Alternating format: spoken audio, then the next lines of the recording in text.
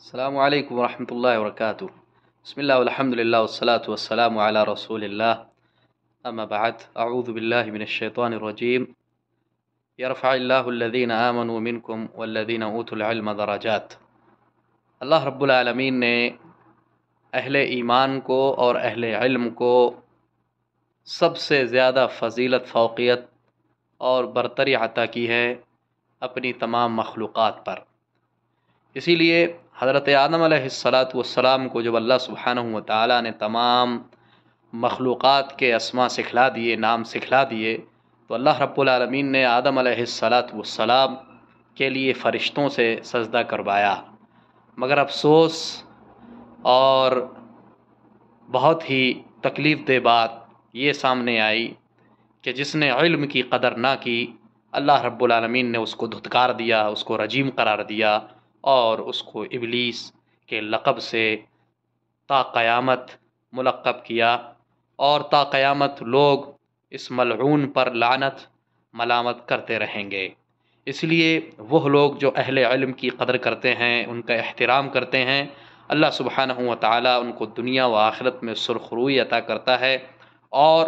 جو اہل علم کی ملازمت اختیار کرتے ہیں، ان کی صحبت اپناتے ہیں، اللہ سبحانہ و تعالیٰ ان کو ہر قسم کے شبہات سے محفوظ رکھتا ہے، ان کو الحاد سے محفوظ کرتا ہے، ان کو کمیونسٹ، اتھیسٹ، ان تمام قسم کے بیہودہ، احمق اور جاہل لوگوں سے اللہ سبحانہ و تعالیٰ محفوظ رکھتا ہے۔ اور اہل علم کی صحبت کا سب سے بڑا فائدہ یہ ہوتا ہے کہ ان کی عقل پختہ ہوتی ہیں، ان کی عقل تر و تازہ رہتی ہیں، اور ہمیشہ وہ اچھی بات میں غور و فکر کرتے ہیں، اللہ سبحانہ و تعالیٰ کی مخلوقات میں غور و فکر کرتے ہیں، اللہ رب العالمین کی قرآنی آیات میں غور و فکر کرتے ہیں۔ لیکن وہ لوگ جو اہل علم کی ناقدری کرتے ہیں، جو اہل علم کا احترام نہیں کرتے، جو اہل علم کی ریسپیکٹ نہیں کرتے، ان کی عزت نہیں کرتے، وہ لوگ دنیا اور آخرت میں ناکامیابی کا شکار ہوتے ہیں اور ناکام ہوتے ہیں، اور ہمیشہ وہ لوگ طرح طرح کے شبہات میں مبتلا ہوتے ہیں، اور شبہات میں مبتلا ہونے کی وجہ سے وہ دنیا میں بھٹکتے رہتے ہیں، ضلالت اور گمراہی کے شکار ہوتے ہیں، اور آخرت میں بھی ایسے لوگوں کے لیے بہتر جگہ نہیں ہے۔ اس لیے میرے پیارے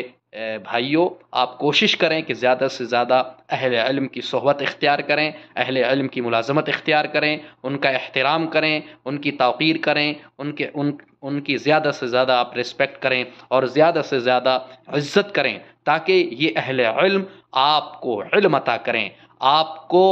علم کی روشنی سے منور کریں، آپ کے دل کو، آپ کے دماغ کو، آپ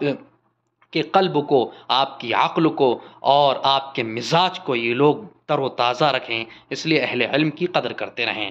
دوسرا جو نقطہ ہے وہ ہے اہل ایمان، اور اسی طرح جب آپ اہل علم کی صحبت اپنائیں گے، اسی طرح آپ اگر اہل ایمان کی صحبت اختیار کریں گے تو اللہ سبحانہ و تعالیٰ آپ کو شہوات سے محفوظ رکھے گا۔ اس لیے شیخ الاسلام ابن تیمیہ رحمہ اللہ فرماتے ہیں کہ اگر اللہ رب العالمین جب کسی شخص کے لیے ایمان کو اور علم کو جمع کر دے، اکٹھا کر دیتا ہے، تو اللہ سبحانہ و تعالیٰ اس کو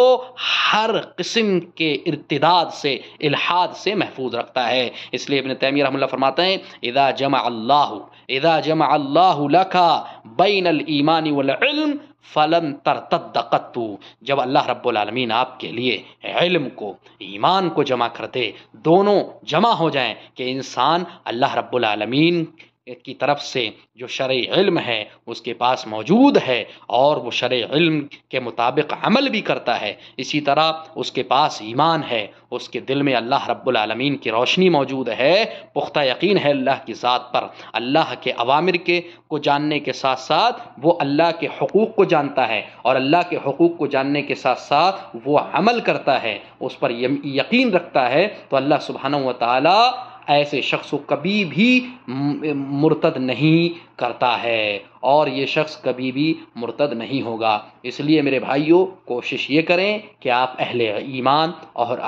اہل علم کی مجلسوں میں بیٹھا کریں۔ اس لیے امام اوزاعی رحمہ اللہ فرماتے ہیں لا تجالسوا اہل الاہواء، کہ جو ہوا پرست ہیں، جو خواہش پرست ہیں ان کی مجالست اختیار نہ کرو، ان کی صحبت اختیار نہ کرو۔ اور کتنا بہتر قول ہے، کہا جاتا ہے کہ ان صحبت الاخیار تورث الخیر وان صحبت الاشرار تورث الشر، کہ اچھے لوگوں کی صحبت، بہتر لوگوں کی صحبت یہ خیر کا، اچھائی کا، بھلائی کا وارث بناتی ہے، اور برے لوگوں کی صحبت یہ برائی کا، شر کا، فتنے کا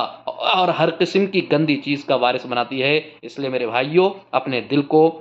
اگر ایمان سے منور کرنا ہے تو اہل ایمان کی مجالست اختیار کریں، ان کی صحبت اپنائیں، اور اپنے دل و دماغ کو اگر علم سے منور کرنا ہے، علم کی روشنی سے منور کرنا ہے، تو آپ اہل علم کی صحبت اپنائیے، اہل علم کی قدر کیجیے، اہل علم کے رسپیکٹ کیجیے۔ اور بہت زبردست بات کہی ہے سلف میں سے کسی نے، اور غالباً ابن عساکر رحمہ اللہ کا قول ہے کہ لحوم العلماء مسمومہ، کہ علماء کے گوشت جو ہیں یہ زہر آلود ہیں۔ یعنی اس سے مراد یہ ہے کہ وہ شخص جو علماء کی غیبتیں کرتا ہے، وہ شخص جو علماء کی چغلیاں کھاتا پھرتا ہے، وہ شخص جو علماء کی پیٹھ پیچھے ان کی برائیاں کرتا ہے، اللہ رب العالمین اس کو دل کی بیماری میں مبتلا کر کے مارتا ہے۔ اس لیے میرے بھائیوں، کوشش کریں کہ آپ کی زبان سے کسی بھی عالم کو تکلیف نہ پہنچے، چاہے سامنے یا پیٹھ پیچھے۔ اللہ رب العالمین ہمیں اہل علم کی قدر کرنے کی توفیق ارزانی بخشے، اور ہمیں اہل علم اور اہل ایمان کی صحبت اپنانے کی توفیق عطا فرمائے۔ آمین۔ والسلام علیکم ورحمۃ اللہ وبرکاتہ۔